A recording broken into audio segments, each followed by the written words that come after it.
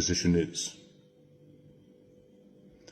I am 120% in favor and in full support of the Cape not exiting South Africa. You heard that right. I am against Cape exit. As confused as you are right now, let's get into it. In light of the fact that this is a very broad and important topic for the future of South Africa, it is absolutely impossible to deal with this properly in one video. So there will be multiple parts to this series on why I believe Cape exit is a bad idea. Welcome to part 1. Now, assuming that the Cape exit movement is successful in their quest to exit South Africa, this will not be a victory for Europeans, neither will it be a victory for Africans. In fact, it will be a decisive and triumphant victory for international capital. Now, you see, that is exactly where I have a problem. Because you see, there may be a contention as to who this country belongs to, whether it belongs to the Europeans or whether it belongs to the Africans. But that is not what is important right now.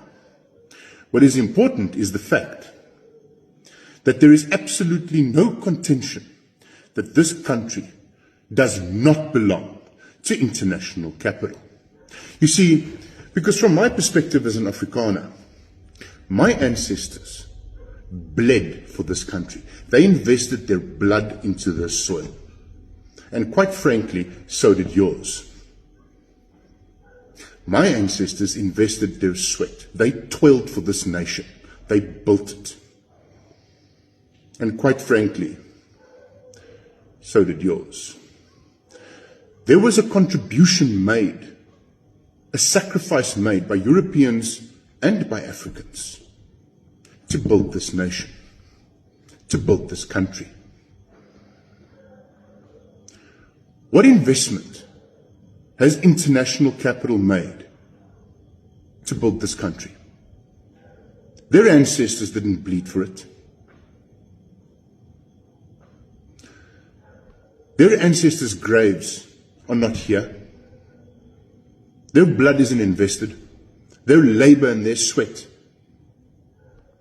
for the development of this country isn't here. The only thing they've invested in this country is to destroy this country and to steal it away from the people that built it. They are nothing but a den of vipers, a den of thieves,